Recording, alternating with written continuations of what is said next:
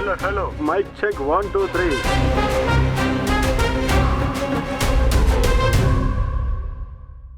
தமிழ்நாட்டை வந்து டெல்லியில் அடகு வச்சது திமுக தான். அதிமுக பத்தி பேசுறது திமுக கல்வி எடப்பாடி ஒரு கட்சியை பாரதிய ஜனதாவோடு அடகு வைத்து விட்டு ஒரு 4.5 ஆண்டு காலம் ஆட்சி நடத்தியவர் எடப்பாடி பழனிசாமி. நாங்கள் எந்த வகையிலும் டெல்லிக்கு அடங்கி போவதில்லை, அடமானம் வைப்பதும் கிடையாது. இந்தியாவிலேயே டெல்லிக்கு எதிராக முதல் குரல் எழுப்புகின்றவர் மாண்புமிகு தமிழ்நாடு முதலமைச்சர் அவர்கள் தான். எனவே டெல்லியிலே நாங்கள் எங்களை அடமானம் வைக்க வேண்டிய அவசியம் எங்களுக்கு கிடையாது. சொந்த புத்தி உண்டு, சொந்த காலில் நிற்கின்ற சக்தி உண்டு, சொந்த மண்ணை காப்பாற்றுகின்ற எங்களுக்கு திறமையும் உண்டு.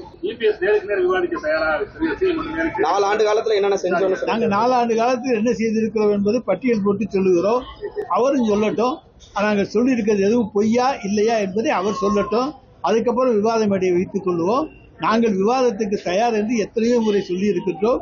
இபிஎஸ் அழைத்தார் என்று சொன்னால் நானே விவாத மேடைகளை சென்று அவருக்கு பதில் கொடுக்க தயாராக இருக்கிறேன். இந்த அரசு செய்திருக்கிற புரட்சிகரமான திட்டங்களை பட்டியல் போட்டு விளக்கவும் நாங்கள் தயாராக இருக்கிறோம்.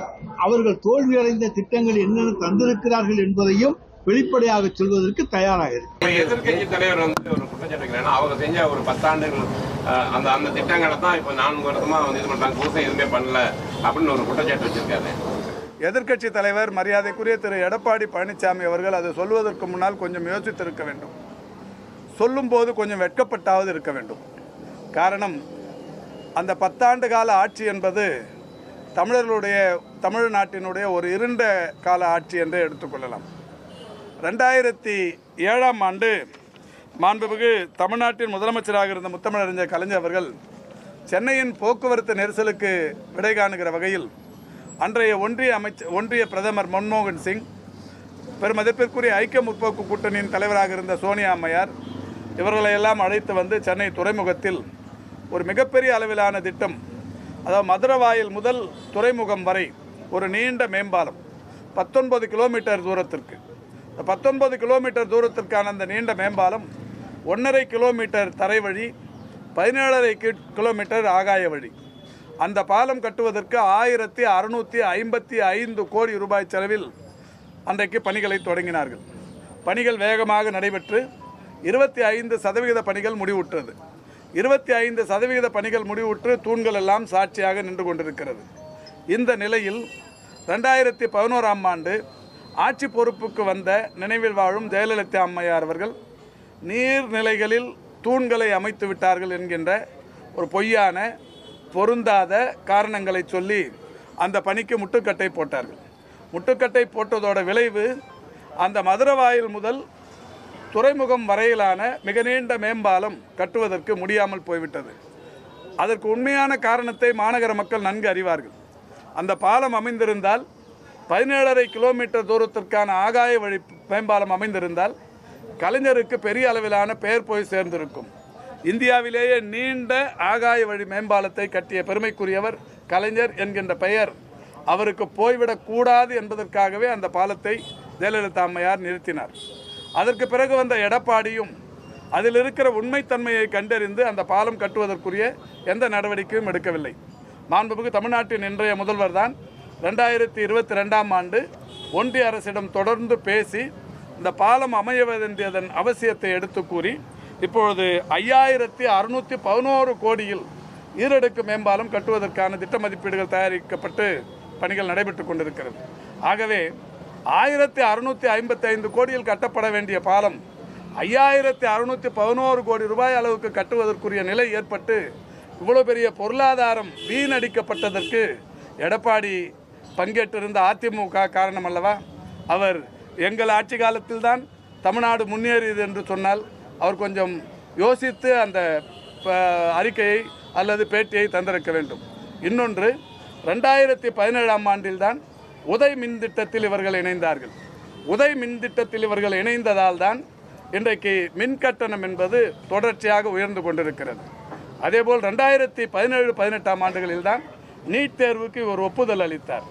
நீட் தேர்வுக்கு ஒப்புதல் அளித்த காரணத்தினால்தான் 40க்கும் மேற்பட்ட மாணவியர்கள் மடிந்து போனார்கள். இந்த நிலைகளையெல்லாம் மறைத்துவிட்டு ஏதோ அவர்களுடைய ஆட்சி மிகப்பெரிய அளவில் தமிழ்நாட்டிற்கு ஒரு விடியல் தந்த ஆட்சி என்பதை போன்ற தோற்றத்தை இப்போது சொல்வது என்பது மக்கள் அந்த ஆட்சி காலத்தின் அவலங்களை மறந்து விட்டார்கள் என்று மனதில் நினைத்து கொண்டு சொல்வது நிச்சயம் மாநகர மக்கள் மறதிக்குள்ளானவர்கள் அல்ல. மாநகர மக்கள் மட்டுமல்ல, தமிழ்நாட்டு மக்களுக்கு எடப்பாடியின் நிர்வாக திறமை மிக நன்றாக தெரியும். இந்தியாவில் இன்றைக்கு தமிழ்நாடு எல்லா துறைகளிலும் முன்னிலையில் இருக்கிறது என்று சொன்னால் அதற்கு முழு காரணம் முத்தமிழறிஞர் கலைஞர் ஆட்சி காலத்தில் அவர் கொண்டு வந்த திட்டங்கள். மாண்புமிகு தமிழ்நாட்டின் இன்றைய முதல்வர் முத்துவேல் கருணாநிதி ஸ்டாலின் அவர்கள் இன்றைக்கு கொண்டு வந்து செயல்படுத்தி கொண்டிருக்கின்ற திட்டங்கள் தான் என்பதை மக்கள் நன்றாக அறிவார்கள். இதை மறைப்பதற்கு நம்முடைய எடப்பாடி பழனிசாமி போன்றவர்கள் எத்தனை ஜமக்காலங்களை கொண்டு வந்தாலும் இதை மூட முடியாது. சார், இந்தி திணிப்பை முதல்ல கொண்டு வந்தது காங்கிரஸ் தான். அவங்க கூட தான் திமுக கூட்டணி வச்சிருக்காங்க. இரட்டை வேடம் போடுறது திமுக அதிமுக பற்றி பேசுறதுக்கு யார் சொன்னவங்க? திமுக பொதுச்செயலாளர் எடப்பாடி பழனிசாமிக்கு இந்தி எது, இங்கிலீஷ் எது, தமிழ் எதுன்னு தெரியாதுங்க. அவர் கம்பராமாயணத்தையே சேக்கிழார் எழுதினார் சொன்னார். அவர் சொன்னதை போய் கேட்டுருக்கிறீங்க. கடந்த சில நாட்களாக எடப்பாடி பழனிசாமி என்ன சொல்லியிருக்கிறாருன்னா, திமுகவையும் திமுக சார்ந்து இருக்கிற கூட்டணி கட்சிகளையும் வருகிற சட்டமன்ற தேர்தலிலிருந்து விரட்டுவதற்கு, தோல்வி பெற செய்வதற்கு யாருடையும் நாங்கள் கூட்டணி வைத்துக் கொள்வதற்கு தயாராக இருக்கோம். திமுக இந்த வட்டம் நிச்சயம் ஆட்சி அமைக்காதுன்ற மாதிரி சொல்லிட்டு வர்றாரு. அது அவருடைய விருப்பம், அவருடைய கனவு. தீர்மானிக்கக்கூடியவர்கள் பொதுமக்கள். திராவிட முன்னேற்றக் கழகத்தின் தலைமையிலான கூட்டணியின் மீது தமிழ்நாட்டு மக்களுக்கு மிகுந்த நம்பிக்கை இருக்கிறது. கடந்த 4 ஆண்டு கால ஆட்சியில் எண்ணற்ற பல நலத்திட்டங்களை இந்த அரசு நடைமுறைப்படுத்தி வருகிறது.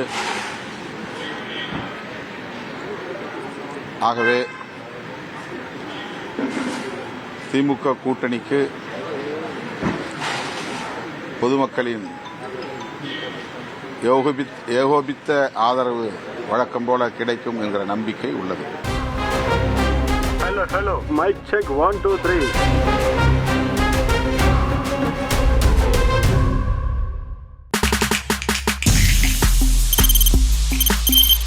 தவிர்க்க முடியாத தம்ப்நெயில்ஸ், கலக்கலான கண்டென்ட்ஸ், சினிமாவும் சீரியஸ் பிரச்சனைகளும், சும்மாவே ராம் சரண் தளபதி விஜய் எப்படா பெரிய கலகலப்பும் கைகலப்பும்.